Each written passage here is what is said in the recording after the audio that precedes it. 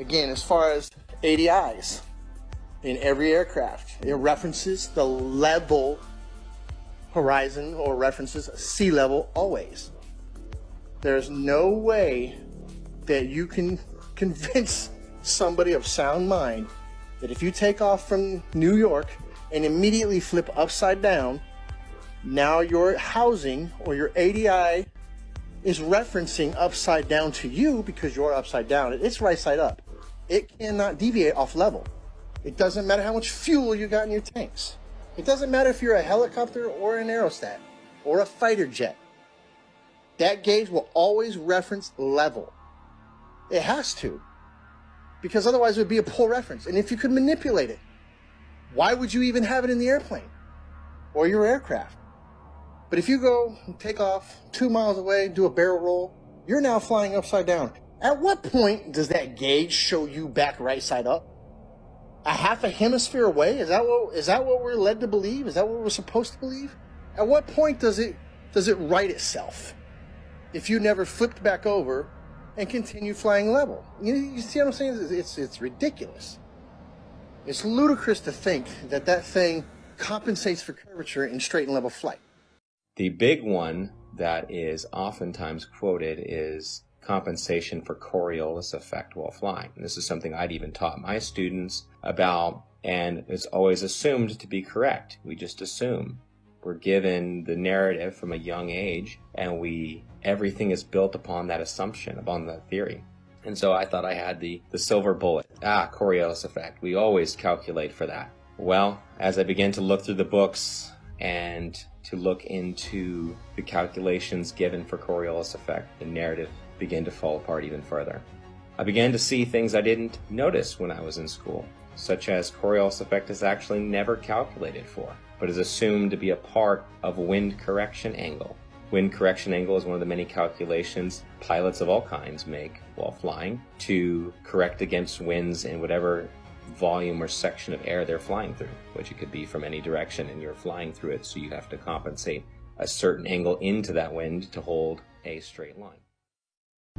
This is the problem. People don't research, man.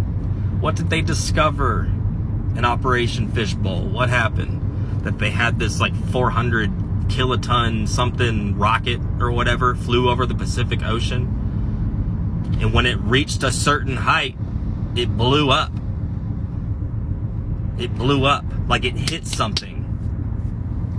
That's Operation Fishbowl. Do your research, man. All y'all do y'all's research. Listen, this is why y'all are stuck. This is why y'all are stuck, man. Like, wake up. You probably just read the first 2 or 3 sentences that, like, Google showed you, and you go, nope, that has nothing to do with the firmament. No, dude, the whole thing was an experiment where they found that something is blocking their rockets from leaving this place. Like, dude, I used to think just like you, man. Like, I heard the flat earth theory like 10 years ago, and I laughed and laughed and laughed and thought it was the most ridiculous thing ever. And so I didn't look into it at all. Like, I didn't really just dig in. Bro, the truth will set you free, man. They lied. Our world is not a globe. We are not a tiny speck. There are not millions and billions and trillions and gigillions of other life forms and all this and blah, blah, blah, blah.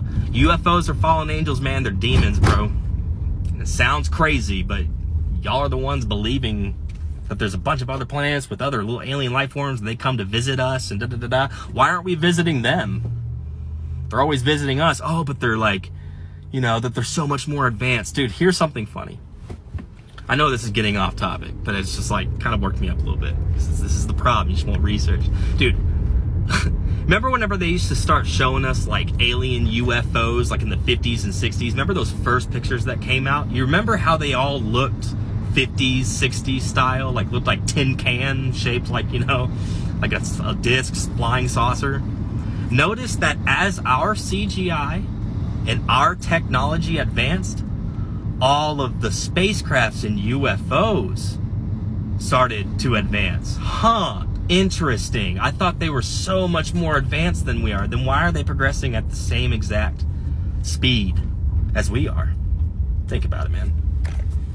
So there's a lot of insane topics on the conspiracy iceberg, but one of the most interesting has to be Operation Fishbowl, which, if you don't know, was a real thing that happened in 1962 where the United States did a series of high-altitude nuclear tests. And the reason they did this is because they had no idea what was going to happen. Crazy thing is, that guy right there, Oppenheimer, the creator of the nuke, was terrified that a high-altitude detonation could cause a mass extinction by lighting the entire atmosphere on fire, which thankfully didn't happen. A conspiracy theory about this operation is that some believe it was an attempt to break through the firmament that some believe exists. Another cool thing is they named Operation Fishbowl because of the shape the nuclear cloud made when it was that high in the atmosphere. It looked like a fishbowl. But tell me, why do you think they did these tests?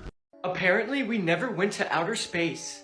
Okay, so there is a theory that we never been to outer space because of a transparent barrier that surrounds our entire planet. And that past this barrier isn't open space or a vacuum, but actually water. Now, that all might sound extremely crazy, but back in 1962, the United States launched a couple nukes into the sky To allegedly test out the atmosphere's reaction. Or that's what they want us to believe. But some say they were actually trying to see if they could crack that invisible barrier. And what's even crazier is that this operation was called Operation Fishbowl. This theory is further speculated. As many people have said, if you look into the sky at the stars with your own eyes or zoom in on them with a camera, It seems to be twinkling or shining. through a liquid-like substance. Oh, you can't see 15 miles. That's impossible. No, it's not. Yeah, I can. I do it all the time while I'm driving and I look over and I see in the distance the city that I'm getting to, which is over 15 miles away. I can see it. It's in my view. On a clear day, when you check your weather app, it'll tell you how far of a distance that you can see. And sometimes I've gotten like 10 miles plus. Curvature dropping every 3 miles is a theory. On a clear day from Lake Michigan, you can see the Chicago skyline. You can see Chicago. This is real testable science, not pseudoscience. So I can understand why you would be upset when it's clearly possible. Water is clearly level. The horizon is clearly horizontal. Just use the scientific method. Just use it. Use it. The whole method. So anything you see that's space travel related is fake as. Anything being NASA related is fake as. Did not happen. Nobody has been to the moon, and no human being has ever been to outer space. That's right. The furthest out a human being has ever been is what is known as low Earth orbit. No human being has penetrated the Van Allen belt and been to outer space. And no, we've never been to the moon, and the moon is not even something you can land on. It's translucent. You can see through it with a high-powered telescope. You can look this up. It is exactly what you see. It's a piece of plasma suspended in the sky, and there is no dark side of the moon. It's all bullshit. If we go to the moon in the next 30 days, it's probably the first time we've been there. You see, man hasn't gone back to the moon in over 50 years because of something called the Van Allen belts, and we destroyed that technology. I'd go to the moon in a nanosecond. The problem is we don't have the technology to do that anymore. We used to, but we destroyed that technology, and it's a painful process to build it back again. Not only was the technology destroyed, but all the telemetry data is missing, such as Gene Kranz said. Seen anything that indicates the telemetry data is even in existence, and as I said, even if we had it, we don't have the machines to play it back. People have physically gone to these archives where they're left with what, say, David Williams told them. This film you're making now, what is it? Doesn't have it either. The Smithsonian doesn't have it. Johnson doesn't have it. Right. We've been unable to track it down. I mean, we don't know where this telemetry data ended up, and we don't know what path it may have taken. So Into the Van Allen belt, NASA put out a video called Trial by Fire, hosted by NASA engineer Kelly Smith, who said, "As we get further away from Earth, we'll pass through the Van Allen belts, an area of dangerous radiation. Shielding will be put to the test as the vehicle cuts through the waves of radiation. We must solve these challenges before we send people through this region of space. These areas of radiation we allegedly don't know how to get past, and this is why the Orion capsule is being created and tested. This is affirmed by astronauts such as Terry Virts. The plan that NASA has is to build a rocket called SLS, which is a heavy lift rocket. It's something that is much bigger than what we have today, and it will be able to launch the Orion capsule with humans on board to destinations beyond Earth orbit. Right now, we only can fly in Earth orbit. That's the farthest that we can go, and this new system that we're building is going to allow us to go beyond and hopefully take humans into the solar system to explore. So the moon, Mars, asteroids, there's a lot of destinations that we could go to. And also the female astronaut, Kathleen Rubins. And this is really the beginning, I think, of human beings leaving low Earth orbit. I certainly plan on being around to see that. This is the Orion capsule. Look at the barriers on this thing. Now you're going to tell me that mankind went to the moon 50 years ago 6 times over 200,000 miles there and back in this? Is this like sheet metal? Why does this look like some type of tinfoil? Just looks poorly made. Check out the rover. Real legit. And then we could also talk about their astronaut suits. And I know what you're thinking, like, oh, I mean, that's not too bad. Let's back up a few years. What about this guy? What about this one? I am not trying to be belligerent, nor am I saying I couldn't be wrong. I'm just pointing out that. And you don't want to do the research, don't do the research, but just consider the option that what you've been told is complete bullshit. And the burden of proof is on the heliocentrics to prove that it's round. And they can't do it. Nobody can do it. All they can do is tell you that it's round. They can't produce pictures. They can't, justify airlines. They don't use the rotation of the Earth in the military. Snipers don't use the curvature of the Earth. Missile guidance systems, radar, sonar. None of these things can work with a globe Earth. None of them. Long-range photography. Gravity cannot be explained experimentally. The forces, density and buoyancy, period. End of discussion. It's just insane. Satellites, come on. Do you really care how you can get Hubble satellite images because they're microwave, right? And they're composites, they're images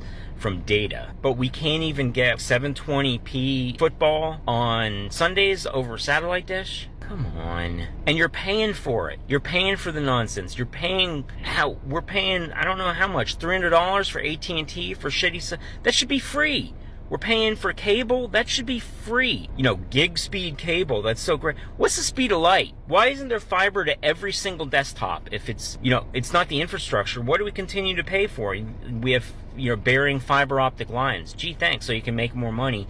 Charge us more for less, which should be free. Energy. Forget about coal. Green energy is bullshit. Forget about gas. It's not fossil fuels. It's an endless supply. We already have nuclear reactors. We already know about thorium reactors. That's been around for, 30, 40 years? We know there's alien technology, UFOs, bending space-time. Is it that far of a stretch to think that they have some sort of energy field that does that? And then what about the Tesla coil? We already know about that. That's all legit. Why are we still paying why am I paying Georgia Power $300 a month to give me the energy that's rightfully ours?